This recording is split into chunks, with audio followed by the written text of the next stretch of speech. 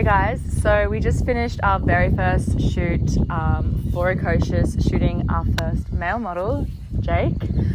Jake is a 19-year-old South African, soon-to-be superstar model.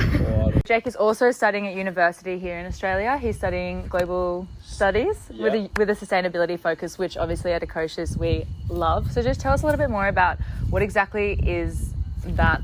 Global studies is pretty much just understanding how the world works in terms of business and sustainability and development. Okay. So what I'm learning at the moment is essentially how to do business in a sustainable manner. You've recently decided to change a huge part of your lifestyle, which is your diet. Yeah. Tell us a bit about that.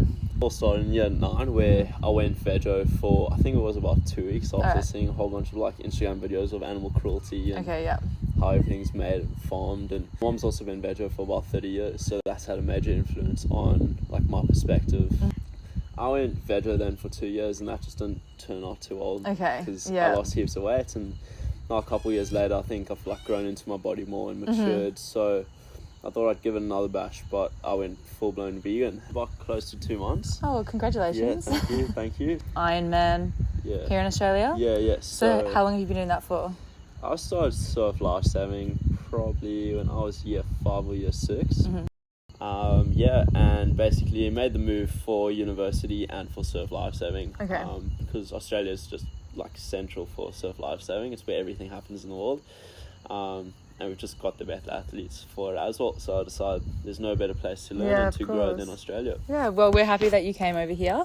Yeah, thank you. But when was the first time that you were actively started to be conscious about sustainability and started looking after the environment? Did you have a specific moment where it like clicked, or was it always innate to you? I grew up in a really environmentally conscious household. With my mom playing the major role in that, like always making sure that we were recycling and putting our food waste in compost and just buying sustainable products and as organically as possible. And so it slowly grew throughout the years when I started like getting super involved in water sports, and I've been surfing since I can remember.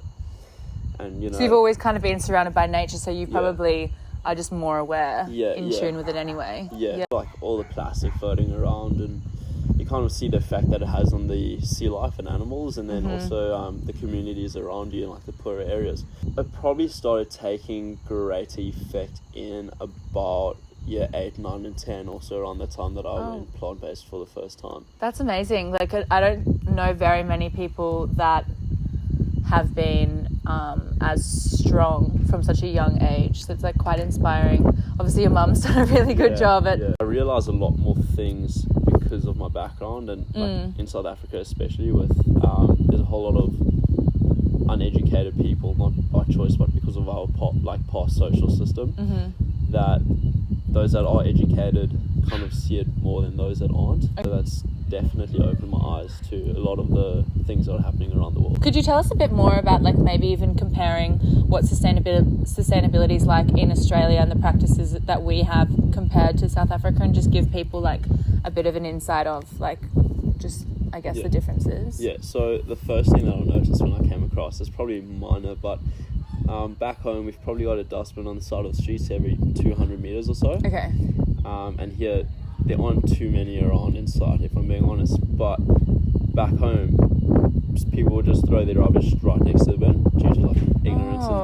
And whereas here people make a concerted effort to really kind of, you know, take responsibility for their actions, and you know, if they've got products in their hand that aren't biodegradable or like eco-friendly, then or regardless you should still place those in their respective waste departments. But that's such a shame about, you know, so we don't really have a lot of, I mean you do see occasionally a bit on the highway, which I think is so awful, but we don't really have a lot of people just neglecting their waste here in Australia. We need more bins though, and we need recycling bins and general waste bins. We have a lot of general waste, we don't have many recycling. You have to go searching for them, I've noticed, like even in very popular areas like Burleigh. You know, sometimes it just everything starts piling up and you get so busy that you just kind of get to a point where like, okay, I'll just throw it away this one time. Yeah, I'll find it next time. Yeah. You kind of need to keep on top of every time to make sure you just don't go down that road,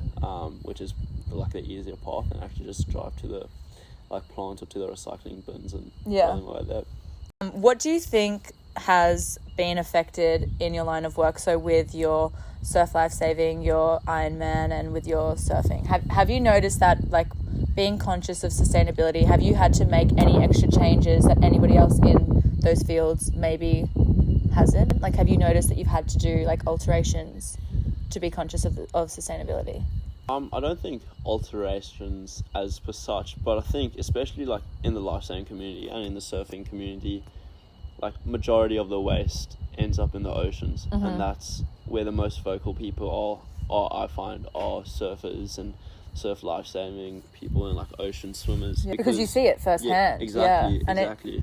It's in your face. Like, yeah. You're doing what you love, and you can see the damage that, you of can't course. miss it. And it gets to a point where, you know, if there's stormy weather and all the storm drains overflow, that we can't train for a couple of days because the oceans are polluted and just become a health hazard. It's very inconvenient. Yeah, well, I understand why you're so passionate about it, and I feel like more people should be, but it makes a lot of sense. Like, you're seeing it's so much more directly than a lot of people are. A lot of people that don't necessarily care about sustainability, it's because they're not seeing the effects and they're not experiencing any effects from it. So it's easy to turn a blind eye. It doesn't exist for them. You know, they can throw their rubbish out the window and it doesn't affect them anymore, but it obviously affects you. Yeah, I think a lot of it is the education that lots of people don't receive or don't see, maybe because they're just interested in different things. At the same time, having environmentally friendly like systems in place benefit like the whole everyone. We live world. here. It's everyone's home. Yeah, so exactly. everyone has to look after it.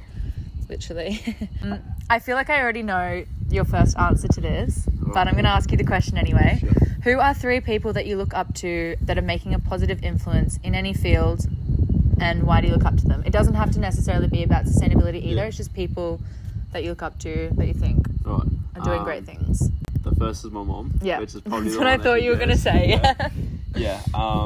She's just been awesome from the start. Like, she's my best mate through and through. What's your mom's name? Lucienne. Shout out. To Lucienne. Lucienne. Yeah, Auntie Luce. She's just always taught me the right things at the right time. You know? Second one would have to be Brody. Okay. He's my boss and best mate. Shout out to Brodos. We love Brody. We do love Brody.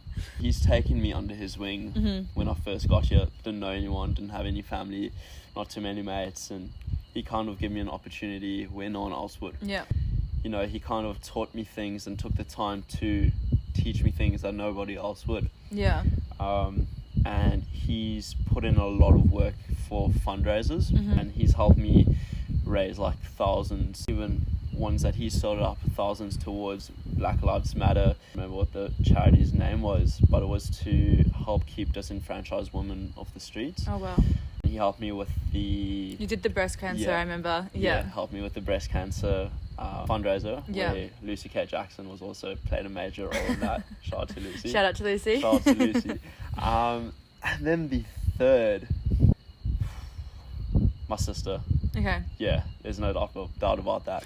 I love that they're all people that are like directly influencing your life as well, that people that you like know and like interact with, whereas like I feel like maybe I imagined some people would talk about a professional surfer or something. I really like that it's people that are like directly impacting your life. Yeah, I think it's all well and good to look up to those that are making a major change, which is nothing taken away from them, and they're doing an amazing job. Yeah. But I think a lot of the difference comes from those that are doing the smaller things in life. Yeah. And my sister, she's just been amazing. She's studying film.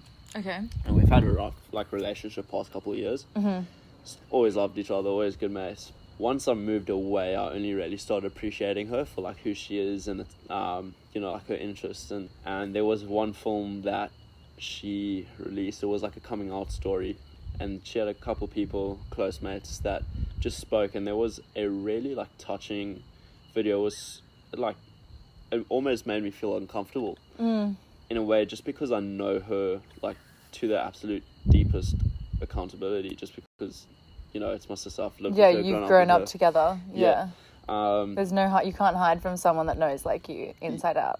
yeah. And every time she posts a video, it's just got such a deep meaning behind it, and it's so touching and makes you realize so many things that you didn't actually know before. So yeah, those are my top 3. Thank you for sharing that with us. Thank you for having me. It's been amazing. It's been real. Perfect. Well, we just shot with Jake and Kate Rosenberg and Taj Holmes, and we can't wait for you guys to see the content that we've created. I'll add in some BTS at the end of this video. Thank you so much for watching, and we will see you next time.